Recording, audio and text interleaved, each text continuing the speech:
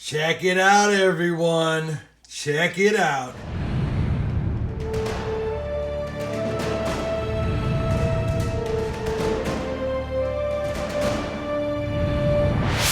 The banks came through.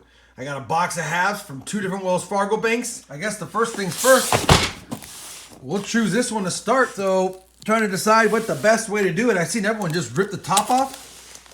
And I'm kind of not the kind of guy who likes messy tops, but I guess we'll do it anyway, like everyone else does it. And then we'll open these up. And this side. And I'll take a quick peek here. I don't see any silver enders. But you never know. All right, I also don't see any NIFCs. So I think what we'll do is we'll just start going in the rolls. I'll check for enders as I flip them back and forth. And we'll loop you in if I find anything cool. All right, guys, we're the first roll in, about halfway through the stack. And look at this. We have a 2016 NIFC that someone wrote with a permanent purple marker all over it. So I don't know if this is a search box and they're just looking for silver or what it is, but wow, we got a NIFC, but it's pretty much destroyed. I don't know if this will come off very easily. Maybe a little soap and water might take it off. It looks like it kind of rubs away, but I wanted to show you, first roll in, we did get an NIFC, but it's not in the greatest of shape. We'll put that there for now. We'll get back to searching these, and we'll loop you in if I find something else that's in better shape. Okay, guys, 17th roll in, and guess what? We get another NIFC with that same initials on it. So definitely, and I'm getting a lot of marked coins, so definitely there's a lot of already been searched coins in this box. Doesn't mean that there's not parts of other collections or other dumps in here as well, but what a bummer. Got 2 NIFCs, an 02 and a 16. They both have those initials. I'm hoping a little bit of light soap and water pulls those off just so I have them without the marking, but we'll see. Let's get back to the hunt. Okay, guys, roll number 30. Got our third NIFC. It's a 2004 Philadelphia. And guess what? Not the greatest shape, but at least it doesn't have any ink on it. Okay, everyone, first box is down. We didn't get any silvers. All right, guys, we're on the second $500 box of halves. I don't want to jinx it, but it just seems like I never have good luck with my first few boxes of any denomination. So I don't want to be negative, but man, it sure would be nice just to show me something on an end so I can already feel pretty good about it. But let's take a look and see what we got here. Well, the good news is it's the different kind of wrapped coins. I like these wraps better. I don't see anything jumping out at me right now on this end of the box, but you never know. I also don't see any marked coins, and I had a lot of marked coins in the last one. So let me go ahead and get started on this. We'll crack open a few rolls and see what they look like. Okay, everyone, third roll in, and we got our first NIFC, 2003. It's already better than all the ones I got in the last box, so that's a good sign. And I do want to remind everyone, in case you forgot, you know, when you're checking at Clad, at least for half dollars, the 1974D, there is an error known as the double die obverse, where you can see doubling in the In God We Trust, but it's prevalent in the trust. So I always take my loop and I always double check my 74Ds just to make sure I don't have the double die obverse.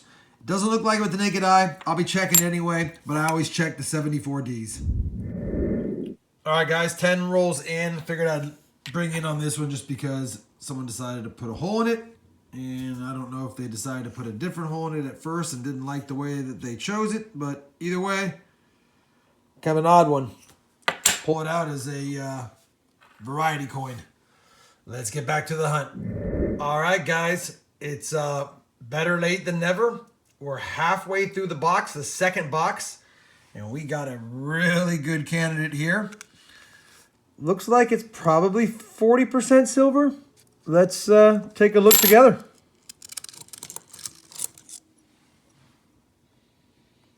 Looking pretty good. 1968D. We got some silver. Put it next to the NIFC and the crazy one. All right, I was hoping to get at least one, and I got one. Now I need one more, so I at least average one per box. let me finish going through these and we'll be back in and find something else really cool. Okay guys, just 6 rolls later, roll number 31. Got another good candidate here.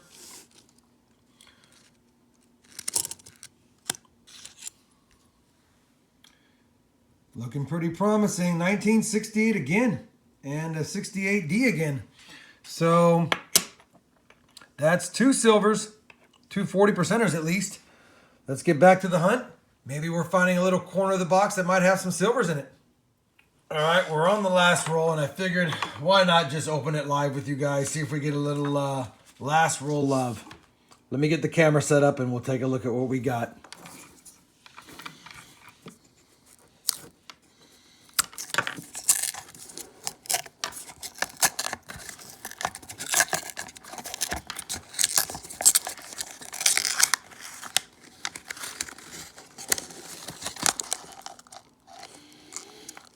Looks like nothing as far as silver is concerned. I guess now we'll just check to see if we got any NIFCs. No. 2000.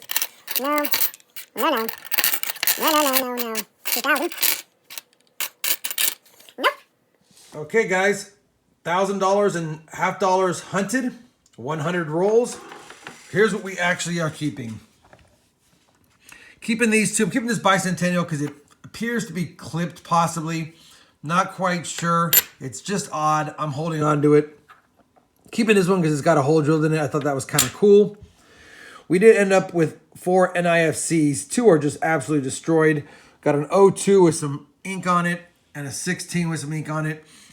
And then an 03 and 04. And they're really in circulated condition. So at the end of the day, they're really only worth face value. So, but I wanted to pull them out because I do collect NIFCs for now, despite their condition. So we'll hold on to them. And of all the rolls, we did find 2 silvers. 2 1968 Denvers. I'll take them. It's why we do the hunt. So at the end of the day, skunked in the first box, but we did get 2 40%ers in the second box. So I ended up averaging 1 silver per box. I'll take it. It was worth it to me. I hope you guys enjoyed this hunt with me. I plan on doing more half-dollar hunts now that I've got some relationships established at a few banks. Hopefully we'll get some more silvers than what we got this time in a couple boxes, but I've seen videos where people get skunked in 2, even 4 boxes. But we've all seen the awesome, amazing boxes out there too, and that's what we look for. Can't get mad at 2 40% silvers in my first half-dollar hunt here in Texas. If you enjoyed the video, please give it a thumbs up. And as always, thanks for watching.